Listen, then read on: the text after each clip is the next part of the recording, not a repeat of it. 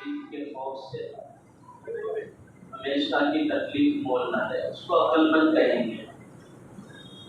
आंखों की हिफाजत नहीं करते, ज़बान की हिफाजत नहीं करते, लेकिन वो लज्जत जो होती है तो ज़बान की, झूठ बोलने की, गीबत करने की, धोखा देकर कारोबार करने की, बात बनाने की, ये वक्ती होती है और लज्जत भी हमको वक्ती मिलती है उसकी, लेकिन उसका नुकसान बहुत बड़ा है। बाज़ी मर्तबा दायमी अज़ाब और फक़र का ज़रिया बन जाता है। ऐसे ही आंखों की हिफाजत न करना है।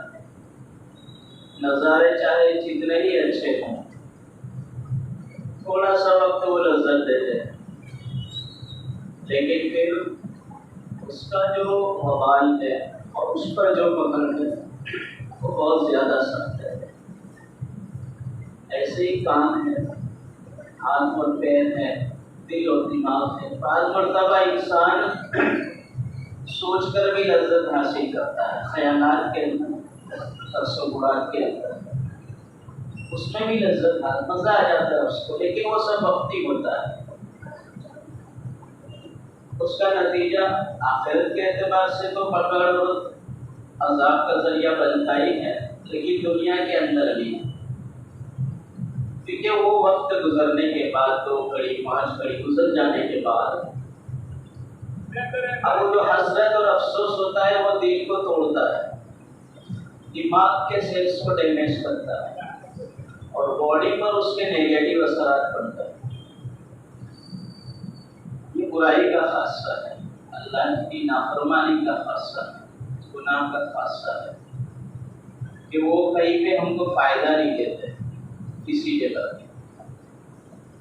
इसलिए अगर हम लोग अपनी भी भलाई चाहते हैं, अपना भी फायदा चाहते हैं और जिंदगी अगर सुकून की और मज़े की गुजारना चाहते हैं, तो अल्लाह की नाफरमानियों से बचना बहुत ज़रूरी है, हर हाल में ज़रूरी। एक तो ये है कि अल्लाह का ऑर्डर है, अल्लाह का हुक्म है, वो तो करना ही है, लेकिन फ़ायदा अल्लाह का उसमें नहीं है। अल्लाह के ऑर्डर्स के अंदर और अल्लाह के हुक्म के अंदर अल्लाह का फ़ायदा नहीं है, फ़ायदा बंदे का है। कि जितने भी अल्लाह ताला ने हुक्म नाज़िल फरमाए और अहकाम जितने भी शरीयत के हैं और सुन्नत तरीके आप सल्लल्लाहु अलैहि वसल्लम के जितने भी हैं, उसमें न अल्लाह का फ़ायदा है न अल्लाह के रसूल का फ़ायदा है।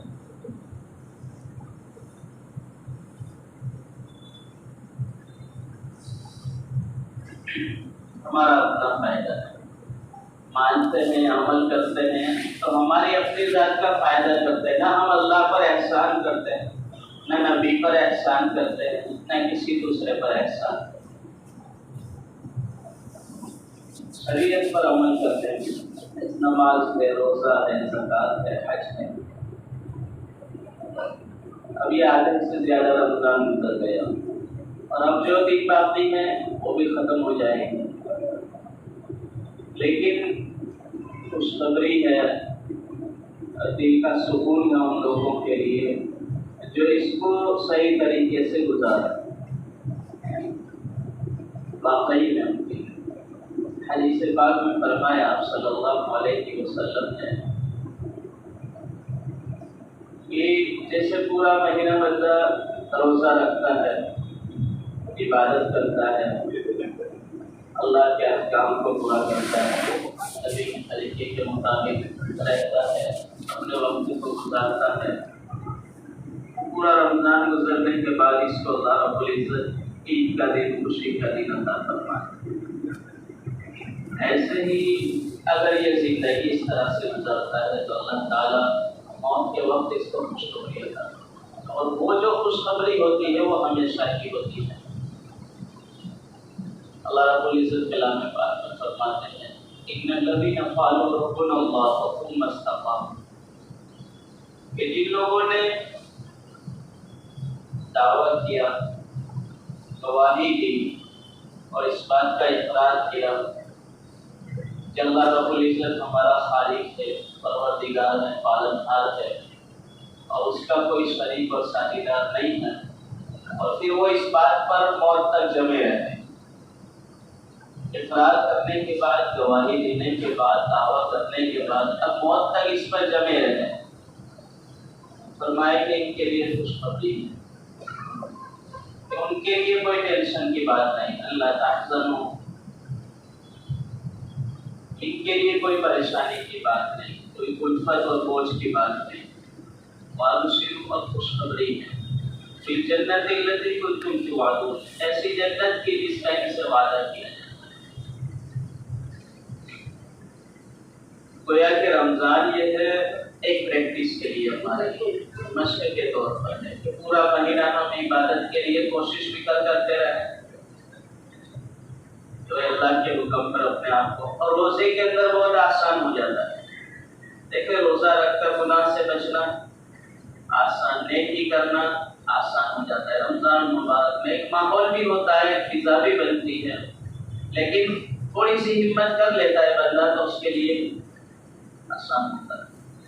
अब बगैर रोजे के फिर रमजान के बाद, क्योंकि पूरा महीना इसने प्रैक्टिस की, आदत बनाई है, इसलिए अक्सर हम लोग सुनते हैं और पढ़ते भी हैं इस चीज़ को। आप लोग भी पढ़ते होंगे, सुनते होंगे, तुमको गुटखा की आदत क्यों पड़ गई?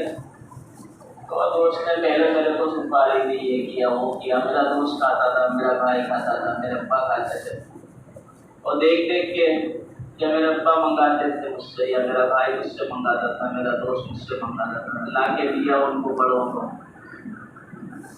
हमारे वालिद साहब अल्लाह ताला मग़फ़िरत फरमाए, कभी हमको जो उनके अपने व्यसन थे कभी उसके लिए इस्तेमाल नहीं किया कि मुबादा उसके अंदर ये आदत हो जाए, और अल्लाह ना करे कभी देख भी लिया तो बहुत ज़्यादा गुस्सा हो जाता है।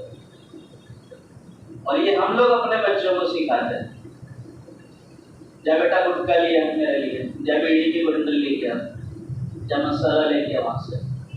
और बच्चों को तो हम ही दुकान बताते हैं, मिलता कहाँ है, कितने का मिलता है, वो हमसे ही सीख लेते बच्चे। तो मेरे अब्बा ने मेरे को सिखा दिया, फिर बच्चे को आगे बताने की जरूरत नहीं रहती, इसलिए बच्चों से ये काम ना कराया कर। कोई दूसरा भी करा तो उसको मना करो कि भाई तू खुद जाके ले ले। अदब अपनी जगह पर है, बड़ों का इकराम अपनी जगह पर, उनकी खिदमत अपनी जगह पर, लेकिन उसके जरिए से बच्चे गलत आदतों के अंदर, गलत हरकतों के अंदर, गलत चीज़ों के अंदर मुलविस हो जाए, ये कोई बर्दाश्त नहीं कर सकता।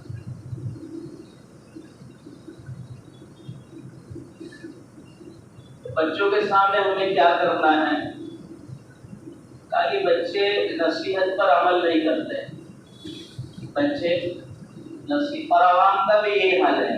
मैं यहाँ पर बैठकर बात कर रहा हूँ, कितनी बात करता रहूँ, लेकिन मेरे अपने अमाल सही नहीं है। मौलाना बोलते क्या है, करते क्या, अपने को क्या बोलते हैं। नसीहत से ज्यादा लोग जो है नक्शे कदम पर चलना पसंद करते हैं। देखिए, अल्लाह रब्बुल इज्जत की सुन्नत ये रही कि सिर्फ कुरान पाक नाज़िल नहीं फरमा दिया, सिर्फ आसमान से किताबें नहीं उतार दी। बाद लोगों को धोखा होता है, कुरान और हदीस को पकड़ लो, बाकी सबको छोड़ दो, और बड़ा धोखा होता है। अगर यही काफी होता कुरान और हदीस, तो अल्लाह ताला इतने नबियों को नहीं भेजते, सवालात तकरीबन नबी आए, रसूलों को नहीं भेजते। उनकी जरूरत है, किताबों की जरूरत थी कि भाई कुरान और हदीस को। बाद लोगों को धोखा होता है कि हम तो सिर्फ कुरान और हदीस को फॉलो करते, दूसरे किसी को नहीं मानते। अपनी अकल से, अपनी सोच से पढ़ेंगे, अपने मुताबिक अमल करेंगे, गुमराह हो जाएंगे।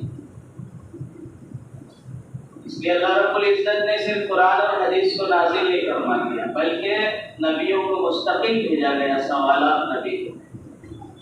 ये लोग अमल करेंगे तो लोगों को एहसास होगा, पता चलेगा कि ये अमल कर सकते हैं तो हम क्यों नहीं कर सकते। वो अलग बात है कि नबी का अमल अपनी कैटेगरी का होता है, हमारा अपनी कैटेगरी का होगा, लेकिन फॉलो तो उनको ही करेंगे। अल्लाह रब्बुल इज्जत को कलाम पाक में फरमाते हैं, लक़द काना लकुम फ़ी रसूलिल्लाहि उस्वतुन हसनह। कुरान पाक की आयत, बेहतरीन नमूना तुम्हारे लिए आएगी, तुम्हारे लिए फॉलो करने के लिए। तुम्हारे लिए अगर कोई शख्सियत है, कोई ज़ात मुबारक है, तो आप सल्लल्लाहु अलैहि वसल्लम की ज़ात।